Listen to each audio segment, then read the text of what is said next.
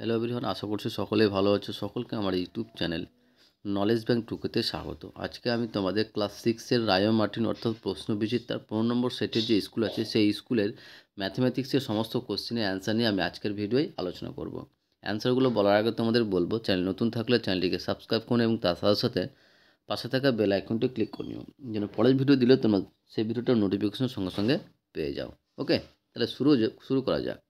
আমরা যে স্কুলের সেটটা নিয়ে আলোচনা করবো সেটা হচ্ছে নিমপিত আসারাম সারদা বিদ্যা মন্দির ফর গার্লস অ্যান্ড বীরভূম জেলা স্কুল। এই দুটো স্কুল মিলিয়ে ম্যাথের কোশ্চেনগুলো নিয়ে আলোচনা করব।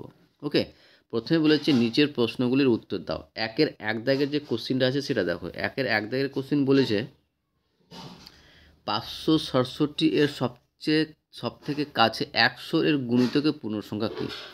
যে 567 এর সব থেকে কাছে 100 এর গুণিতকের পূর্ণসংখ্যা কত? তো প্রথমে 567কে আমরা 100 গুণিতক আকারে লিখব। তো 567কে আমরা লিখতে পারবো 500 প্লাস 67। কেন 500 প্লাস 67 করলাম? কারণ 500টা হচ্ছে 100 এর গুণিতক আর 67 কিন্তু 100 এর গুণিতক হচ্ছে না, তাই এক্সট্রা করে আলাদা করে লিখলাম। এবার দেখতে হবে যে আমার কার গুণিতক বের করতে বলেছে 100। তাহলে 100 এর অর্ধেক কত? 100 এর অর্ধেক হচ্ছে তোমার কত? 50। ঠিক আছে, 100 অর্ধেক হচ্ছে 50। এবার আমাকে এই 67 জায়গায় কী যোগ করতে হবে? 100 যোগ করব না 0 যোগ করব, মানে 100 যোগ করব না 0 যোগ করব। দেখতে হবে যে আমার এই সংখ্যাটা কী আছে, কার বলেছে? 100 বলেছে। যেহেতু 100 অর্ধেক কত? 50, তাহলে দেখতে হবে 50 বা 50-এর বেশি হলে সেক্ষেত্রে 100 যোগ করব, আর 50 থেকে ছোটো হলে সেক্ষেত্রে 0 যোগ করব। ঠিক আছে, তো এখানে যেহেতু 67 50 থেকে বেশি, তাহলে সেক্ষেত্রে আমরা কত যোগ করবো? 100 যোগ করবো। তাহলে 500 তো আছে আর প্লাস 100 কত হয়ে যায়? 600। তাহলে অতএব যে 567 সব থেকে কাছে 100 গুণিত পূর্ণসংখ্যা হবে answer option B. Option B 600। আশা করছি বুঝতে পেরেছো। নেক্সট কোশ্চিন দেখো, বলেছে প্রদত্ত সংখ্যাগুলির সব থেকে কাছে 100 গুণিত পূর্ণসংখ্যা নিয়ে গিয়ে মান নির্ণয় করো। ঠিক আছে, তো 100 বলেছে, তার মানে একই রকম সিম্পল। 100 অর্ধেক হচ্ছে 50। তাহলে 50-এর বেশি হলে 100 যোগ করব, বা 50 হলে 100 যোগ করবো, আর 50-এর নিচে হলে সেক্ষেত্রে এবার 0 যোগ করব। তো প্রথমে 1051কে আমরা যদি লিখতে চাই কী পাবো? 1000 প্লাস 51 লিখতে পারবো। আর 51 যেহেতু 50 থেকে বেশি, তাহলে সেক্ষেত্রে কি 100 যোগ করবো। তাহলে 1100 কথার কথা হচ্ছে 1100। একই রকম 949 লিখতে পারবো। 900 প্লাস 49, দেখো তো এখানে কি 49টা কী বলো তো? 50 থেকে ছোটো। যেহেতু 50 থেকে ছোটো, সেক্ষেত্রে এখানে 900-র সঙ্গে কী যোগ করতে হবে? 0 যোগ করতে হবে। তো 900 প্লাস 0 মানে কী পাবো? 900 পাবো। আর 1100 থেকে 900 বাদ দিলে আমরা কী পাবো? 200। তাহলে এটার মানে হয়ে যাবে কত? 200। আশা করছি বুঝতে পেরেছো। নেক্সট কোশ্চিন দেখো 3 নম্বর কোশ্চিন বলেছে গুণ করতে বলেছে, যে এটা সমান কত? 2 গুণিত 0.05 গুণিত 0.2 সমান কত? তো লিখতে পারবো 2 গুণিত যে 0.05-এর পরিবর্তে লিখতে পারবো 5/100। কারণ 5 উপরে যার সংখ্যা বসিয়ে দিলাম আর নিচে 100 নিলাম। কেন? যে দশমিকের জন্য 1, এবং দশমিকের পরে জয়ের সংখ্যা থাকবে তাই তার 0 নিতে হয়। ঠিক আছে, তো যেহেতু দশমিকের জন্য 1 নিলাম এবং দশমিকের পরে দুটো সংখ্যা আছে, তাই দুটো শূন্য নিলাম। তাহলে কী পেলাম? 5/100 গুণিত, আর এক্ষেত্রে কী পাবো? 0.2-এর পরিবর্তে কী পাবো? 2/10 পাবো। ঠিক আছে, গিয়ে গুণ করছি, তাহলে উপরে পুরোটা গুণ করলে আমরা কী পাবো? 5 দিয়ে 10 আর 10 দিয়ে কত? 20, আর নিচে 1000 দিয়ে ভাগ করছি। এবার 1000 দিয়ে ভাগ করতে গেলে আমরা ফর্মুলা জানি, ক্লাস 6-এ আছে অবশ্য তোমাদের, যে যদি আমরা 1000 দিয়ে গুণ মানে ভাগ করি কোনো একটা দশমিক সংখ্যাকে, যদি 1000 দিয়ে ভাগ, দশমিক কেন, যে কোনো একটা সংখ্যা যদি 1000 দিয়ে আমরা ভাগ করতে চাই, তাহলে দশমিক বিন্দুটা বাঁ দিকে সেই ঘর সরবে। তো এখানে যেহেতু 1000 অর্থাৎ শূন্য কটা হচ্ছে 3টা, তাহলে দশমিক বিন্দুটা 3 ঘর বাঁ দিকে সরবে। তো এখানে 20-তে দশমিক কোথায় আসে? 20-র আগে না পরে? তো এখানে 20-র পরে দশমিক। সবসময় কোনো দশমিক না দেওয়া থাকলে সেটা কোনো সংখ্যার পরে দশমিক থাকে। তো দশমিকটা কী হয়ে যাবে? দশমিকটা যে 3টা সংখ্যার আগে বসবে। তো এখানে কটা? দুটো সংখ্যা হচ্ছে, তাহলে আর একটা সংখ্যা দরকার। তাহলে কী করবো? একটা 0 নিয়ে নেবো। তাহলে এখানে একটা 0 নিয়ে এখানে দশমিক বসাবো। তাহলে অ্যান্সার হয়ে যাবে কী বলো তো? 0.020। নেক্সট 24-কে রোমান সংখ্যা লিখলে কী হবে? 24-কে রোমান সংখ্যা লিখলে হবে XXIV। Option C. 5 নম্বর, যে XCIX ভাজক XI এর রোমান সংখ্যায় লিখতে বলেছে। তো প্রথমে দেখো XCIX মানে হচ্ছে 99, আর XI মানে হচ্ছে কত? 11। তাহলে 99 XCIX ভাজক XI মানে 11 দিয়ে 99-কে ভাগ করলে আমরা কী পাবো? 9 পাবো। আর এটা কী বলো তো? রোমান সংখ্যা লিখতে বলেছে। হ্যাঁ, তো রোমান সংখ্যা লিখতে হবে তোমার IX, যেহেতু আমি বলে দিয়েছি যে এর মান রোমান সংখ্যা লিখো। তো রোমান সংখ্যা লিখে দিয়েছি, 9টা কি IX লেখা যায়। 6 নম্বর বলছে তোমার বয়স এখন X বছর, তোমার বয়স এখন X বছর, তাহলে 6 বছর আগে তোমার বয়স কত ছিল? তাহলে তোমার বর্তমান বয়স যদি X বছর হয়, তাহলে 6 বছর আগে বয়স কত হবে? বর্তমান বয়স থেকে 6 বাদ দিলে পেয়ে যাব। তাহলে আমার বর্তমান বয়স হচ্ছে X বছর, তাহলে 6 বছর আগে আমার বয়স ছিল কত? X - 6 বছর। তাই অ্যান্সার হয়েছে কী বলতো? Option D. তারপরে যে শূন্যস্থান পূরণ করো, যে পূর্ণকোণের মান, একটা পূর্ণকোণের মান হয় তোমার 360 ডিগ্রি, ঠিক আছে? পূর্ণকোণের মান হচ্ছে 360 ডিগ্রি। সমকোণী ত্রিভুজের সমকোণ সংখ্যা কয়টি? একটি। একটা সমকোণী ত্রিভুজের সমকোণের সংখ্যা হচ্ছে তোমার একটি কিন্তু, হ্যাঁ, ঠিক আছে? সমকোণী ত্রিভুজকে, যে ত্রিভুজে একটি কোণ সমকোণ তাকে সমকোণ বলা হয়, সমকোণী ত্রিভুজ বলা হয়। তার সমকোণী ত্রিভুজের সমকোণের সংখ্যা হবে কত? একটি। নেক্সট IX বলছে ব্যাস ও ব্যাসার্ধের সম্পর্কটা কী? ব্যাস সমান আমরা জানি 2 ইন্টু ব্যাসার্ধ। কোনো বৃত্তের ব্যাস সমান জানি 2 ইন্টু ব্যাসার্ধ, মানে ব্যাসার্ধের দৈর্ঘ্য যদি আমরা 2 দিয়ে গুণ করি তাহলে সেক্ষেত্রে আমরা ব্যাস পেয়ে যাব। ওকে, নেক্সট 10 নম্বর। 10 নম্বর দেখো, 10 নম্বর বলেছে যে বৃত্তের সবচেয়ে বড় জ্যায়ের দৈর্ঘ্য 10 সেমি। সে বৃত্তের সবচেয়ে বড় জ্যা মানে হচ্ছে তোমার বৃত্তের ব্যাস। বৃত্তের ব্যাসকে কিন্তু বৃহত্তম জ্যা বলা হয়, ঠিক আছে? তাহলে বৃত্তের ব্যাসার্ধ কত? একটু আগে আমরা জানলাম যে ব্যাস সমান কি 2 ইন্টু ব্যাসার্ধ। তাহলে ব্যাসার্ধ সমান কী পাবো? ব্যাসার্ধ সমান পাবো যে ব্যাস বাই 2।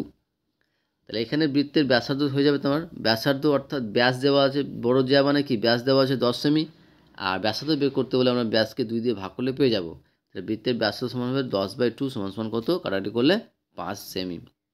নেক্সট এবার 2 দাগের কোশ্চেনগুলো, 1 দাগের কমপ্লিট এবং 2 দাগের কোশ্চেনগুলো বলার আগে তোমাদের বলবো, চ্যানেল নতুন থাকলে চ্যানেলটিকে সাবস্ক্রাইব করুন এবং তার সাথে সাথে পাশে থাকা বেল আইকনটিও ক্লিক করে নিও, যেন পরের ভিডিও দিলে তোমরা সেই ভিডিওটার নোটিফিকেশন সঙ্গে সঙ্গে পেয়ে যাও। ভালো লাগলে অবশ্যই বন্ধুদের সঙ্গে শেয়ার করবে এবং কমেন্ট করে জানাবে। 2 এর প্রথম যে কোশ্চেনটা বলেছে দেখো, প্রথম কোশ্চেনটা বলেছে যে 1 2 3 0 6 5 এর সংখ্যাগুলিকে দিয়ে 7 অঙ্কের ছোট সংখ্যা ও বড় সংখ্যাটি লেখো। 7 অঙ্কের সবচেয়ে ছোট সংখ্যা, সবচেয়ে বড় সংখ্যা লিখতে বলেছে। তো ছোট সংখ্যাটা কী হবে? যে 0 যদি থাকে, যদি তোমার ছোট সংখ্যা বা ক্ষুদ্রতম সংখ্যা বের করতে বলে এবং সেখানে যদি 0 থাকে, তো 0টা সবথেকে ছোট। আমাদের কথা অনুযায়ী 0 সবথেকে ছোট, কিন্তু 0 প্রথমে লিখবো না, ঠিক আছে? ক্ষুদ্রতম সংখ্যা বের করার ক্ষেত্রে 0-র পরে যে ক্ষুদ্রতম সংখ্যা আছে সেটা প্রথমে লিখবো। তো এখানে 0-র পরে যে ক্ষুদ্রতম সংখ্যা আছে সেটা 1, তারপরে আমরা 0টা বসাবো। তো 1 0, তারপরে 2 3 4 5 6। বৃহত্তম সংখ্যার ক্ষেত্রে কী করব? 0টা কিন্তু শেষেই বসবে, 0টা কিন্তু আগে বসবে না। তো 6 5 4 3 2 1 0। শুধুমাত্র ক্ষুদ্রতম সংখ্যার ক্ষেত্রে কী হবে? 0টা 0-র বড় ক্ষুদ্রতম সংখ্যা থেকে আবার পরে বসবে। ওকে, তারপরে বলেছে 2 নম্বর যে হাবিবের বয়স মুস্কানের বয়সের দ্বিগুণ। হাবিবের বয়স মুস্কানের বয়সের দ্বিগুণ। শামীমের বয়স হাবিবের বয়সের অর্ধেক অপেক্ষা 3 বছর বেশি হলে 3 জনের মোট বয়সের কত? তো এখানে দেখো, এখানে মুস্কানের বয়স দেওয়া আছে, শামীমের বয়স দেওয়া আছে, কিন্তু হাবিবের বয়স দেওয়া নেই। তো হাবিবের বয়সটা তোমার বলেছে মুস্কানের বয়সের দ্বিগুণ, তাহলে হাবিবের বয়স দেওয়া আছে, এখানে মুস্কানেরটা দেওয়া নেই। তো ধরি মুস্কানের বয়স হচ্ছে তোমার X বছর, তাহলে হাবিবের বয়স কত হবে? হাবিবের বয়স কী বলেছে? মুস্কানের বয়সের দ্বিগুণ। তাহলে হাবিবের বয়সকে 2 দিয়ে গুণ করলে পেয়ে যাব। তাহলে মুস্কানের বয়সকে 2 দিয়ে গুণ করলে পেয়ে যাব। তাহলে অতএব হাবিবের বয়স হয়ে যাবে কত? 2x বছর। আর শামীমের বয়স বলছে যে হাবিবের বয়সের অর্ধেক, তাহলে হাবিবের বয়স কত? 2x, তো 2x/2, এটা অর্ধেক হয়ে গেল, অপেক্ষা 3 বেশি, মানে 2x/2 + 3 সমান কী পাবো? আমার x + 3 বছর। তাহলে 3 জনের বয়স পেয়ে গেলাম। মুস্কানের বয়স পেলাম x বছর, হাবিবের বয়স 2x বছর এবং শামীমের বয়স x + 3 বয়স। তাহলে 3 জনের মোট বয়স করতে হবে। তাহলে 3 জনের মোট বয়স মানে কি? 3 জনের বয়স যোগ করতে হবে। তাহলে x + 2x + x + 3, তাহলে এটি যোগ করলে 4x + 3। অ্যান্সার হচ্ছে কী বলতো? 4x + 3 বছর। নেক্সট বলছে সরল করো, এবং সরল করার আগে তোমাদের বলে দিই যে সরল করার নিয়ম হচ্ছে প্রথমে আমাকে বন্ধনীর কাজ করতে হয়। বন্ধনীর মধ্যে প্রথমে আমাকে যে রেখা বন্ধনী, তারপরে প্রথম, তারপরে দ্বিতীয়, তারপরে অবশেষে তৃতীয় বন্ধনীর কাজ। এবং বন্ধনীর ভিতরে যদি আমাদের যোগ বিয়োগ গুণ ভাগ থাকে, তাহলে সেক্ষেত্রে প্রথমে আমাকে এর কাজ করতে হবে, তারপরে ভাগ, তারপরে গুণ, তারপরে যোগ, তারপরে অবশেষে বিয়োগের কাজ করতে হয়, ঠিক আছে? তো এক্ষেত্রে দেখো, প্রথমে কী জানবো? প্রথমে বন্ধনী। এখানে দেখো প্রথম বন্ধনী কোথায় আছে? এইটুকু জায়গায় আছে। তো এইটুকু জায়গায় আমরা প্রথমে কাজ করবো, বাকি যা আছে রেখে দেবো।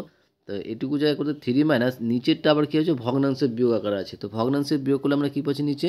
যে 6 - 1/3, তাহলে 1/5 4 ভাজক 3 মাইনাস 1/6 থেকে একবার দিলে 5, তাহলে 5/3, তাহলে 1/5 4 ভাজক এটাকে আমরা কি, এটা কি 1 বাই তার মানে 5/3 আছে, মানে কি 3 মাইনাস 3/5 হয়ে যাবে, উল্টে যাবে কী বললাম 3 মাইনাস 5। এটাকে আবার ভাঙলে আমরা কি পাবো, আমরা কিন্তু সব রেখে যা আছে রেখে দিয়ে শুধুমাত্র আমরা বন্ধনী কাজটা করছি, ঠিক আছে।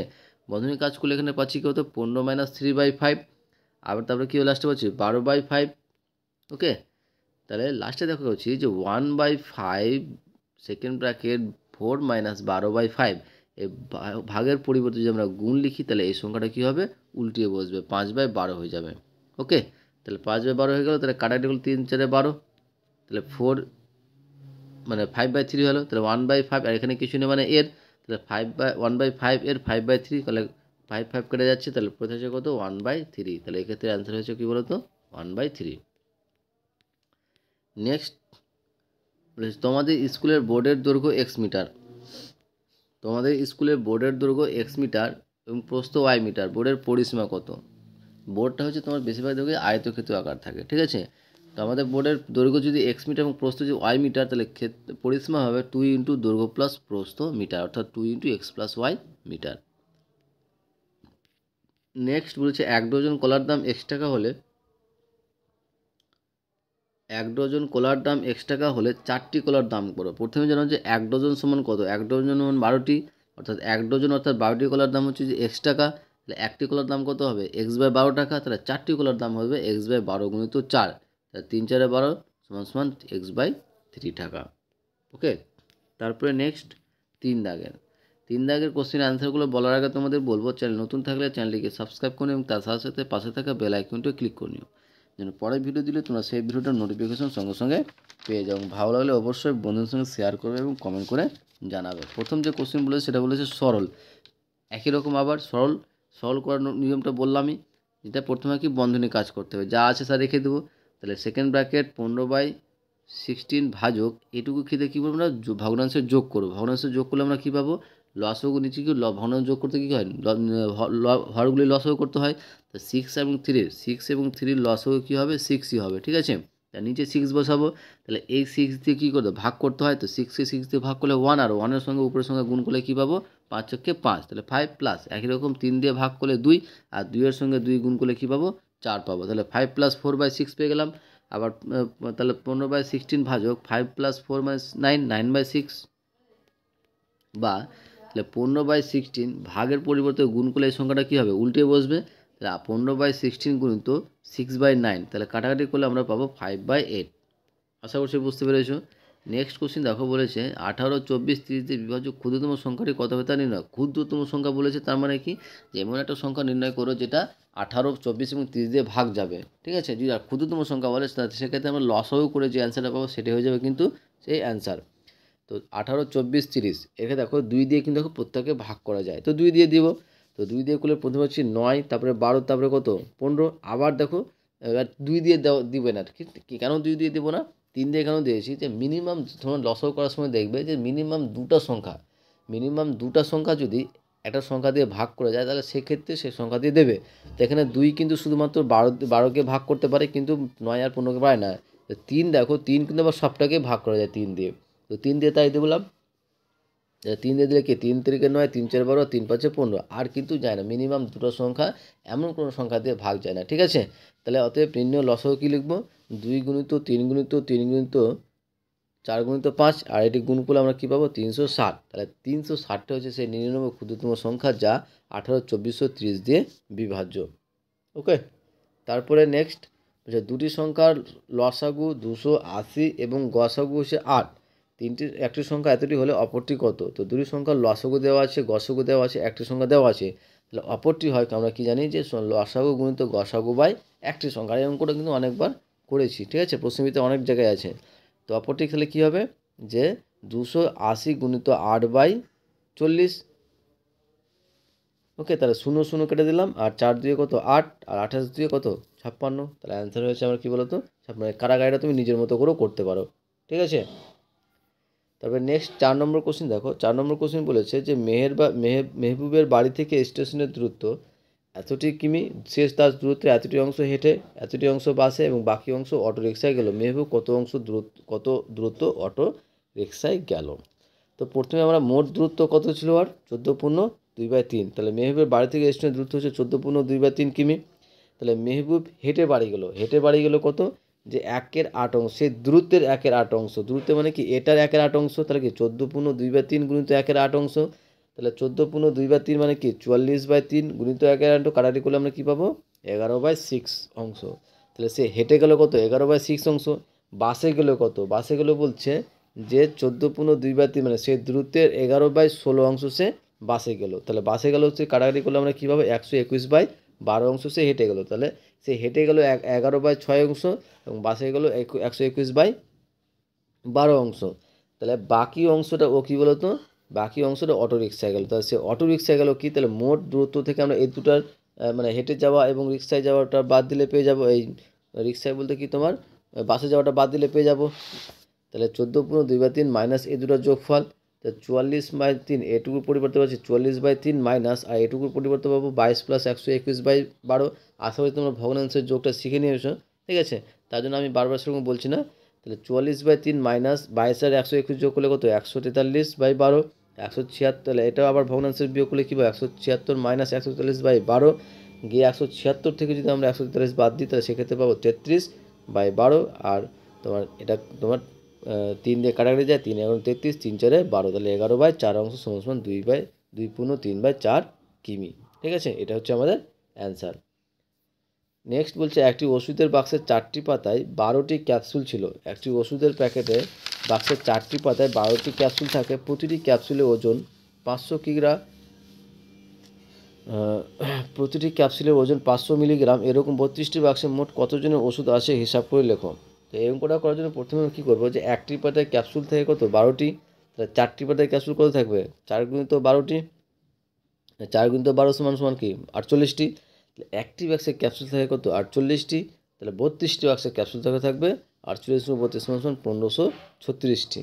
এবার দেখো একটি ক্যাপসুলের ওজন সমান 500 মিলিগ্রাম, তাহলে 1536টি ক্যাপসুলের ওজন কত হবে, যে দুটোর গুণফল, যে 500 গুণিত 1536 মিলিগ্রাম। আর এটা যেহেতু গ্রাম করতে গেলে কি 1000 দিয়ে ভাগ করবো, তাহলে কাটাকাটি করে যে অ্যান্সারটা পাবো সেটা হচ্ছে তোমার 768 গ্রাম। ওকে, নেক্সট কোশ্চিন দেখো। নেক্সট কোশ্চিন বলছে যে একটি বাড়ির 24 জন শ্রমিক 30 দিনে তৈরি করতে পারে। 40 জন শ্রমিক কাজটি করলে বাকি তৈরি করতে কতদিন সময় লাগবে সেটা বের করতে বলেছে। লিখবে সমস্যাটি হলো শ্রমিক জন আর সময় দিন।